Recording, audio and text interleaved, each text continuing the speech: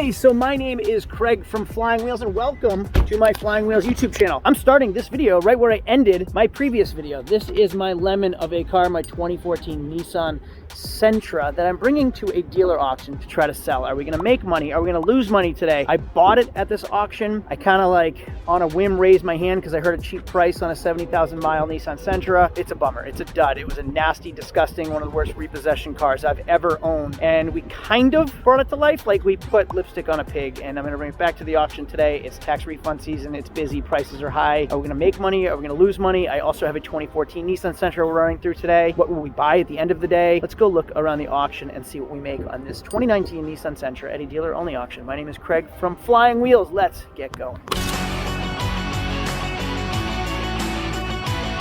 So here is my dud of a car. This is not Nissan's fault by any means. This is the previous owner's fault. Like, they just did not care about this car. This is the best the hood gets. Like, it doesn't shut. Same with the trunk. Like, look at this gap. That is a closed trunk right there. That's as good as it gets. It is held on with zip ties right there. It is held on with some sheet metal screws in certain places. See sheet metal screws right there? I did not do that. Well, in my previous video, I showed you how disgusting this car actually was. And we did the best we could to get like the odors out of the car. And we painted the bumper and we put some hubcaps on it. I mean, we did the best we could with a really disturbing car. You can see right here, the screen is all cracked. Somebody had this thing repossessed because they crashed into everything. They hit everything but the lottery. We removed the front window tint off the car. It's drivable. The engine and transmission, surprisingly, is good in it. 71,000 miles, but I was just told that it's not actual mileage. I don't know what the actual mileage is. I have to announce frame damage on it. So when I run it through, when I represent it at the auction, I have to announce it red light. Like, it's being sold as is. I do not want this thing coming back. Red light means it is yours. You cannot arbitrate this. I'm also announcing frame damage because it is banged up everywhere. Unibody announcements mean frame damage. So if I announce frame damage and they put it up on a lift, they cannot arbitrate it, meaning they can't send the car back if they find frame damage because I announced it. So I'm announcing everything. Like, this car is a dud. They're buying it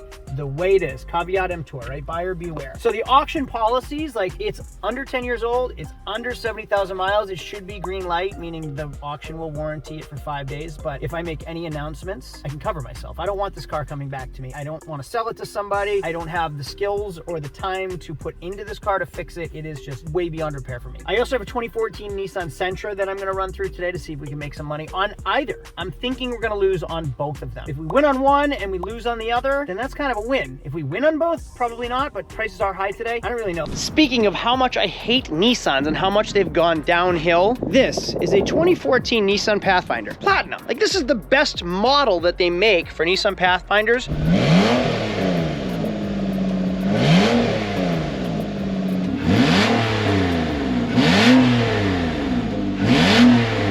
This car has 86,000 miles. What the heck, Nissan? It gets way worse because it has an exhaust leak up at the manifold that actually leaks up through the engine and then comes out through the vents while you're in the car, so it smokes you out like a smoke bomb inside the car. I have an Armada, like an 18 Armada with 100,000 miles that ticks. Like, you can hear it like an internal knock that is just despicable. Now you can say, oh, somebody neglected this, right? Yeah, maybe. What about the Sentra with the bad transmission that I'm running through? What about the 18 Armada that just turned 100,000 miles that has a lower end knock when it's cold? Like, these are all problems that just, come on, man. Those 90s Nissans used to be so good. The 240, the Maxima, the Altima, those Nissans were incredible. And then come 2003 and on, everything is basura. It's just, it sucks. Now this thing's going to the auction next week with the Armada because I don't want to sell this stuff to people.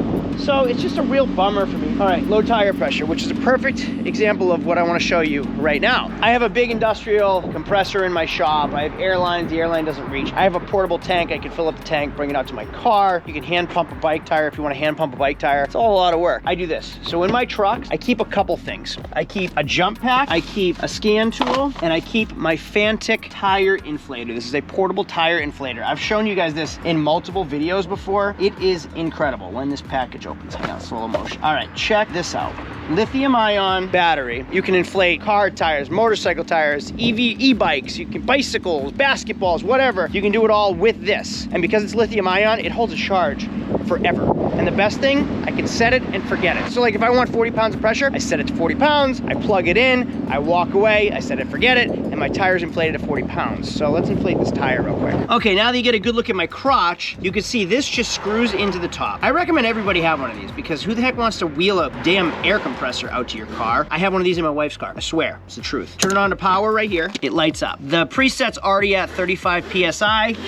I screw it on right here. I can increase the PSI here, 36, 37, 38, 39, 40, whatever. I just hit enter and it turns on and I set it and forget it. Now, like I said, I have one in my wife's car along with a Fantic vacuum. I love this brand. I use them for a ton of things. They have a ton of products that I use and keep in my car and my wife's. Now, they have it on Amazon right now on sale, which is why I'm telling you this. It's 31% off for like the next week on Amazon. Oh, listen, it already shut off. I set it and it's back to 40 pounds of pressure. Tire's done. They also sponsor, if you're a NASCAR fan, Kyle Weatherman. So they're official sponsors of NASCAR's Kyle Weatherman. Done, 40 pounds of pressure. I am all set. I didn't have to sweat at all. I didn't have to get my hands dirty. If you want one of these, 31% off right now in an Amazon link in the description down below. Now let's get back to the auction. Let's go walk around the auction, see what's here, because I'm gonna also buy things today. I'll take you in and show you everything that's going on. I'll show you my prices. Maybe there's some cool things I haven't walked around yet. And then at the very end, this will run through because I have one of the last numbers of the day, and fingers crossed that we walk away positive and not negative. Let's go check out the auction. Oh man, let's start right here at this 2016 Centurion Surf. This is maybe a 23-foot wakeboard, wake surf boat. By the way, it is freaking freezing and it's spring. Now, if you know me, I love boats. I have a house up on Lake Winnipesaukee, which is kind of like a big lake in New Hampshire. I have a boat. Some of you that watch this channel probably started subscribing with my disaster of a boat. Boat has a brand new engine. It's good to us, but that's better. That's a nicer boat. And my kids are getting older and they want to start wakeboarding, wake surfing. Like, how about a $140,000 Centurion to use 8 to 10 times per year? Let's check this boat out. Now, right off the bat, my questions arise. Why is it at the auction like right after winter? Love that sparkle paint. Oh my goodness. Why is this thing at the auction? Now, we all know what happened to me with my last auction boat that I bought. It was an absolute disaster, but was it? I mean, it like grew my channel tremendously and just off YouTube videos alone paid for the new engine on the boat.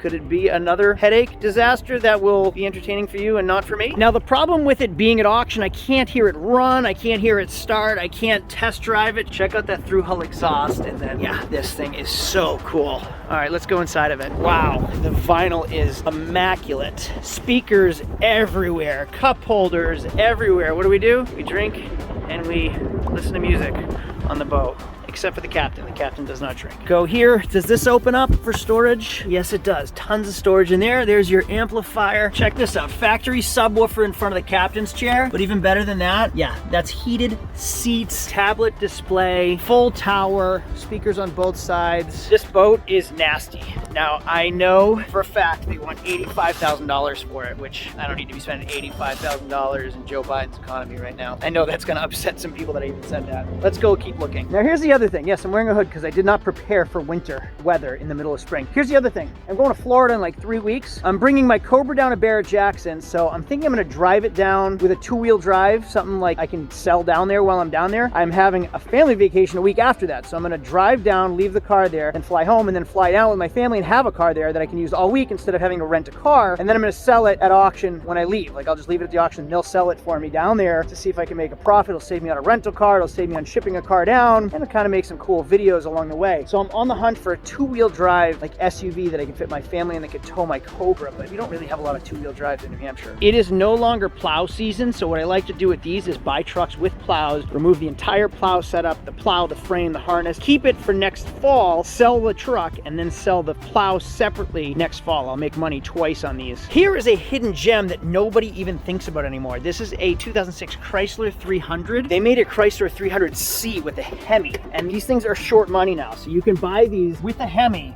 for like at auction like under $2,000. And like, you can't buy a Challenger or a Charger for that price with the same engine. What's under the hood? Ah, the 6-cylinder. Not interested. I am on the hunt for a Hemi though, somewhere. Like Chrysler 300 short money Hemis, what I'm looking for all the time. I want to do a project out of one. Is this an M550? I think it is. Let me see here. M550. This is an awesome car. One of my most favorite cars I've ever owned was a 540M. I love that 3.5 engine. This comes with a 4.4 liter twin turbo or twin power turbos or whatever, however BMW says it. So fast, so fun. fun. Not a huge fan of the 4.4, but it's new enough that like really no worries. This is a sweet car. And even check out the key. It has the M stripes on it. M there. This is an awesome car. Yeah, I like that. Now you'll see there are cars as far as the eye can see. I am in the market for a WRX always. If I can find them stock, like unmolested, unplayed with. Like if I could find an original WRX, which really don't exist anymore, I would buy one. I don't buy them like modified. It's just asking for headaches. But you can see how many cars are actually here. Again, anything over 100,000 miles sold automatically red light. Anything under 10 years, actually 9 years, under 100,000 miles is sold green light, meaning the auction will guarantee it until the end of the day today. So like frame, engine, transmission, stuff like that. For repairs over $500, they'll guarantee. If not, if there's something wrong and it's sold green light, you can arbitrate it. If it's sold red light, as is, it's yours. The things I've been doing really well with lately are like trucks under $20,000. Like the real market's like 12 to 15 I've been doing well, but it's tough in that market because trucks get rusty in New England. So to get in that $12,000 price range, I'm buying rusty trucks like this right here. 2009 F-150, 165,000 miles. Doesn't seem so bad, right? But watch, I guarantee you these fender flares are on here for a reason. Ready? Yeah, you can see it's starting to bubble right there. So yeah, that is why people put fender flares on these trucks in New England, to hide the rust. And this one's actually in better shape than I would expect. The cab corners and rockers are in decent shape, but like look at the bed rails. So that is what you get in New England. Like check this one out. Here's a 2014 F-150 with 93,000 miles. Look at that cab corner right there, but even worse, look at the wheel well. That's what we're getting. So it's tough for me to buy even a 2014 because they look like this, 93,000 miles. I can't sell that to somebody, and even if I fix it with like body filler, it's gonna come right back. You gotta cut that out and patch in all new metal. 2012 Silverado, 47,000 miles. Again, fender flares. And look at those steel wheels. That's why I typically buy newer trucks with higher miles than old trucks with lower miles up here. Here's an 11 F-150, rusted bumper. That's repairable at least. And then here's what I mean. This F-150 only has 110,000 miles, right? So that's an older, low mileage F-150 that in anywhere else in the country would be like a pretty good seller. But then look at that. That is why every truck has fender flares over it. Going to the bumper, the chrome on the bumper, rusts behind the chrome. There you go. There's another wheel well. So look at that right there. So no on this one too. Hey, there's a Ford Focus ST. These are a lot of fun. Oh, this is a Ford Fiesta ST. I like that spoiler. And then, yeah, cool car. But those have actually gone up in value over the past few years. I used to sell those for short money, and then like we got into our car shortage and those went up in value. All right, I'm not really here to buy much. I have a full inventory. I don't really need much. I'm trying to liquidate. So let's go into the auction, see what we can sell, 2 cars, hopefully, and then what we can buy by the end of the day. So let's head into the auction. On my way in, there's a silver 15 F-150. I do really well with those. I'll go check that out inside the auction. It's too cold to be out here right now. Oh, but wait, a 14 Raptor, 77,000 miles. Look at, see, yeah, rust, bummer. Again, that's bumpers, not a big deal. That's not structural. 6.2, not the 5.4, that's the good engine. Speaking of Raptors, check out this 2013 Raptor with 3,000 miles on a Ford Raptor. Now, fender is missing. Front frame bent. Fiberglass hood bent. It looks like this thing's been in pieces for quite some time. Yep, front bumper support bent. Headlights missing. Original tires, look at, they're dry rotted. Missing the fender flare. Do the airbags deploy? Yep, airbags deployed. Anything in the trunk? Oh, look at that. All the parts are in the back. Everything's in the back, but it's all damaged. I can't even imagine what that's worth. I've been doing really well with Jeep Wranglers. I actually just undersold the Jeep Wrangler by accident. So I bought a Jeep Wrangler 2012 with like 130,000 miles, automatic, super clean. I bought it in December when Jeep Wranglers were cheap. I listed it, sold it now for 14,000. They're going for at auction for 14,000. I can't even replace that car for what I sold it for, which to me seems high, but that's what they're going for. And now I can't replace it for that same price. Now this is cool. Subaru Outback Baja. This is cool. Does that fold down? Can you get in there that way? Oh, it's locked. It's an automatic. It'd be even cooler to see it in a manual transmission. All right, I've said it a few times. The auction's about to start. Let's really go in this time and see if we can buy something and sell 2 cars. Okay, well, it's been a couple hours. I'm at the auction. My cars are about to run through. I got 2 of them going through. So they're both running, which is good. They both started, which is good. Now hopefully they sell, which will be even better. Before we even get into my cars, look at this Hummer. Green hood,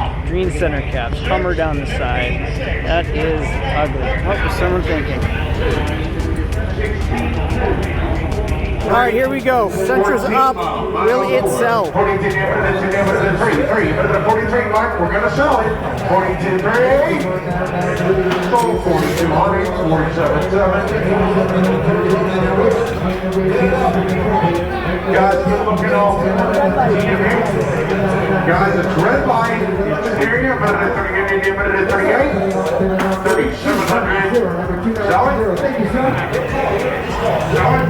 Body 477. 3700, 477. Well, I sold both, and I think I took a loss. Let's go inside and check the numbers. My check isn't ready yet, so in the meantime, let me show you what I bought today. Now, I sold my transportation, the car that I drove here, so I had to get home, so I bought a truck. 2015 F-150 XLT 5-liter, 147,000 miles. Bought it really sight unseen. It was running through the auction block. I don't really know much about it. Smells pretty good, like it's already been cleaned, reconned. Back seat is in excellent shape. Love that it has the WeatherTech floor mats. FX4 3-piece tonneau cover. Let's get my dealer plate on there. One of the best things about having a dealer's license is having that dealer plate, because I can just slap it on there and go. It's amazing. I drive across the country. I'm driving to Florida on a dealer plate because I'm transporting a car from New Hampshire to Florida while I'm on vacation. Then I'm going to sell it down in Florida, and that dealer plate is going to help me do that. Best thing I've ever done. 18-inch tires, 18-inch wheels, brandy new tires. This thing is near mint. Speaking of dealer plates, perfect segue into startyourdealership.com, www.startyourdealership.com. I get calls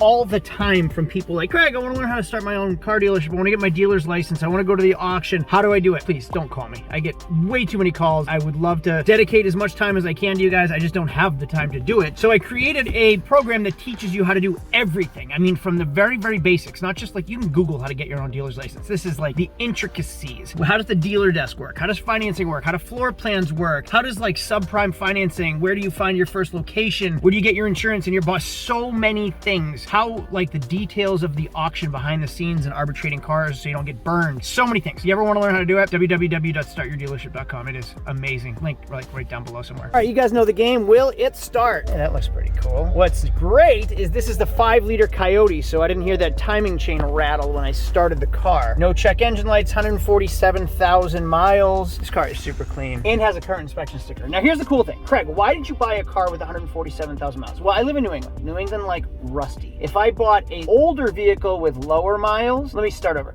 So I need to make things affordable. Like this is a sub $20,000 car, and trucks are really, really expensive. So to find like a low mileage truck, I'm either gonna have to get an old truck to be under $20,000. So old with low miles is rusty up here. Or to be under 20,000, I buy newer with higher miles. I'd rather a high mileage, like one owner car like this one. Actually, this was 2 owners, no accidents. I'd rather buy one that's high miles, that's just like driven on the highway, than buy a low mileage car that's been sitting up in New England in like the Rust Belt. So it's just crusty underneath. I don't like to buy things older than like 10, 12 years old up here. So 147,000 miles on this engine, 5-liter. I'm not worried at all. Good transmission in these, and you can tell like it's clean and taken care of. So that's why I buy these, and I can now sell it for under $20,000, which is awesome. And it is 4x4, and it does have heated seats, and it does have backup camera. So that's usually like my bread and butter. I just sold an 18 with 140,000, and I have a 19 with like 137,000 miles. It makes them very affordable. All right, I'm gonna go get some lunch. I'm gonna come back, grab my check, and then we're gonna do all the numbers, which I think I lost, but at least I liquidated them. So we're gonna figure out how we did, like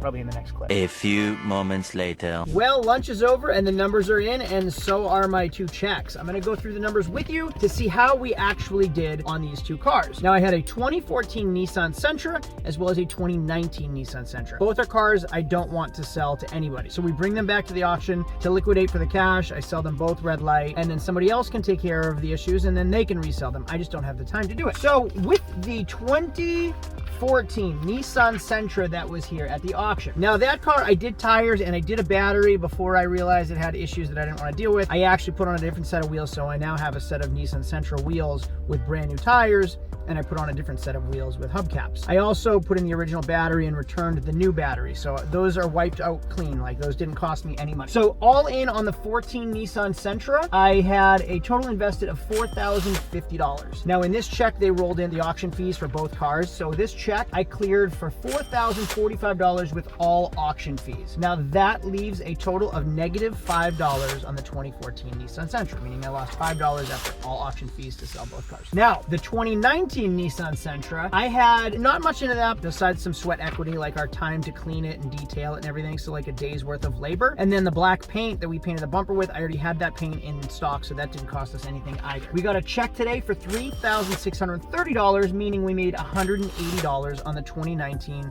Nissan Sentra. Now I lost $5 on the other one, I made $180 on this, which leaves a total of $175 positive on those 2 cars. Now that is hugely positive to me because we didn't lose money. I was was expecting to lose tons of money. Now, those cars both sat at my shop for a while. I had, like, that's real estate. That costs money to have, like, those parking spots at my shop. I drove one to Town Fair Tire. We took time to detail both cars. So we have time invested into all of that stuff. So we did take a loss considering, like, the labor, the manual labor, and our time invested, but we didn't lose money.